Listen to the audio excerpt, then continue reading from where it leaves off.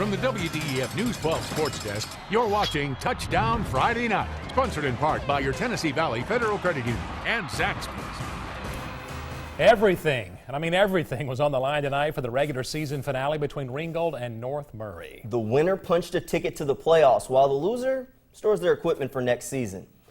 When you lead 21-0 at the half, it gives you a lot to dance about. North Murray trying to find anything on offense, but it really just wasn't working. But sometimes a little rain can throw a little bit of magic into the game. Blake Davis is going to insert a little bit of luck to the field when he goes into this next snap, and he's really just looking for any sort of life on offense for the Mountaineers, and he's going to be running for his life because the Ringgold Tigers were really coming. He's trying to dodge the rush, and he's finally going to throw this one up, and his prayer is going to be answered by Brody Frazier, and that's a big game, putting them in scoring range. Now, I like to think I know a little bit about football, but this next play, I called it before a snap, and that's a problem. Davis rolling, and he has a man open anyway, but they just can't make the play. All right, fourth down, do or die, and pre-snap, I'm saying it's the same play again, and what are they going to try and do? What? The same play again. But the Tigers are going to snuff it out this time, making the stop in the backfield as the Ringgold Tigers roll in this one in dominant fashion to a 28-6 victory.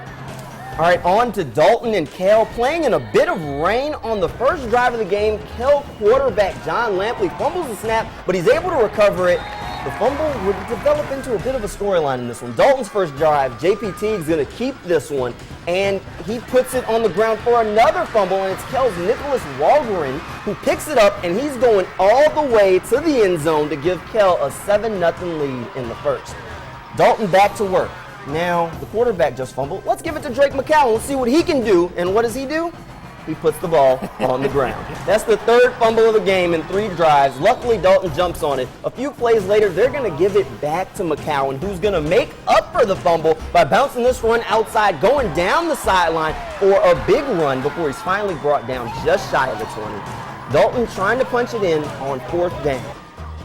Tighe looking to throw it up, and he's going to go for the end zone here. I mean, why not? It's tipped, and it's going to be picked by DeQuarius Manuel, but the refs call it an incomplete. Either way, it's Kell ball. But after an untimely fumble the next play, Dalton's back on offense, and off the play action, Tighe's going to go to Kyle McGowan, and he hauls it in for the touchdown. Dalton would miss the extra point, leaving Kell with a 1-point lead. The Dalton defense gave the Longhorn offense no room to operate all game long, living in the backfield as they gave the offense no points. None. 0. Big fat 0 in their 21-7 victory. How many times did you say fumble in those times? I'd say a few. There's another one. See? All right, on to the Touchdown Friday Night scoreboard. We got Heritage and Gilmer. Gilmer squeaking one out in overtime, 29-7. We got Calhoun rolling big, 55-7. Wow. All right, let's keep going. We got Gordon Central falling to Adairsville 63-15, and Snorrville coming out 51-13 over Murray County.